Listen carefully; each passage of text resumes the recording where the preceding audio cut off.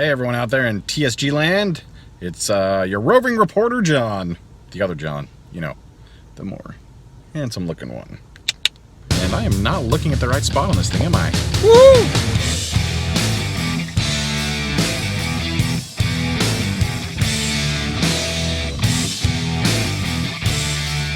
I'm coming to you now from the crew lounge of Kirk, Reddie, publisher of N-Scale Railroading's Cooler Lounge. Yeah.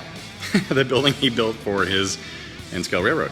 A lot of it's still in the works. You can see below he's got some nice Milwaukee Road posters. He's doing a Milwaukee Road layout. Stay tuned.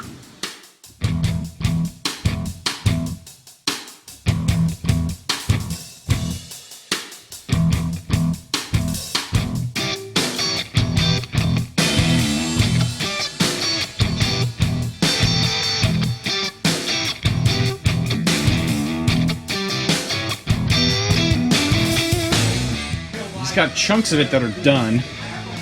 Apparently he's had the bench work done 2.5 years ago, and now he's got like an army of people helping him.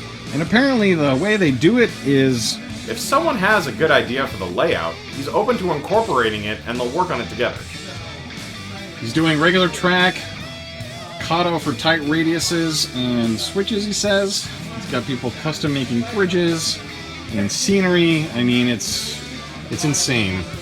You know, modeling the overhead for, this is all Milwaukee Road, but he's mixing in SP&S, NP, GN, a whole bunch of stuff. This is the other side of the peninsula I started on, and it is scenic already. This is a yard on the Milwaukee.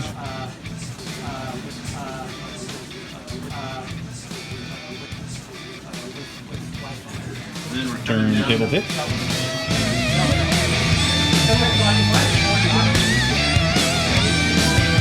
we go.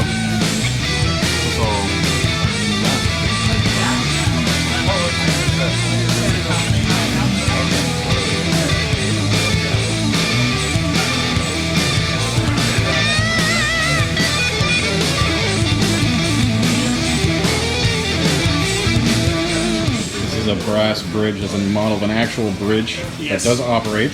It does.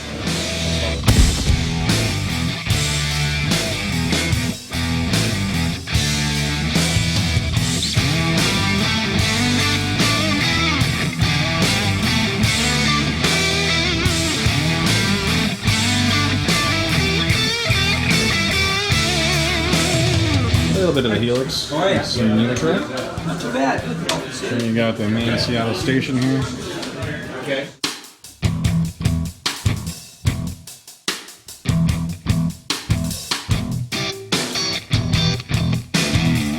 Far in there with the guy with the orange shirt, that's Portland. So here's an example of flex track, Kato for the tricky bits, and flex track. So this is, I guess, a model of what the finished layout, scenery, track, and overhead is supposed to look like. So the little diorama example that I just showed you in the last video. Check it out.